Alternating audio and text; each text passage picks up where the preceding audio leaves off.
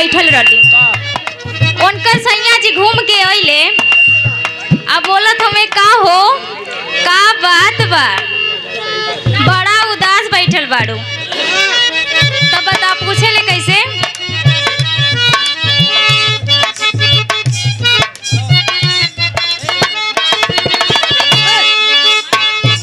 हाँ कर तारू अबले हमके दिखावाना,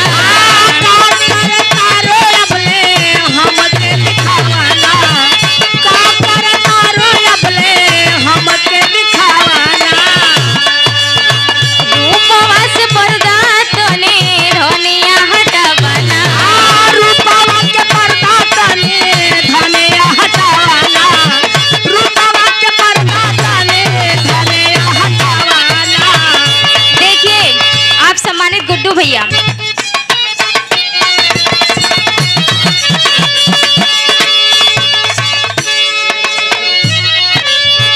का कर तारू अबले हमके दिखावाना, का कर तारू अबले हमके दिखावाना, का कर तारू अबले हमके दिखावाना। रूपवा से पर्दा तने धनिया हटावाना,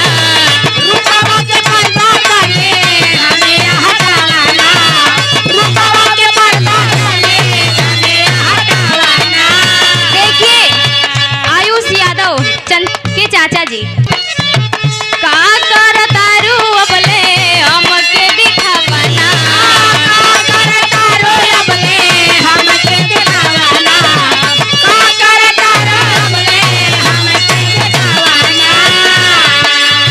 रूपवा से पर्दा तने धनिया हटावाना, रूपवा के पर्दा तने धनिया हटावाना, रूपवा के पर्दा तने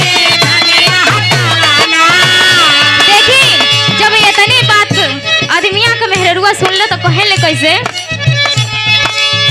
माथे पे हम बिंदिया लगवली,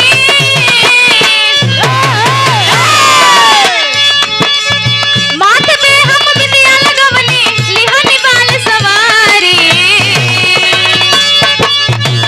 बलम जी सरकी जाता, बलम जी सरकी जाता कमर से टोन वाली साड़ी।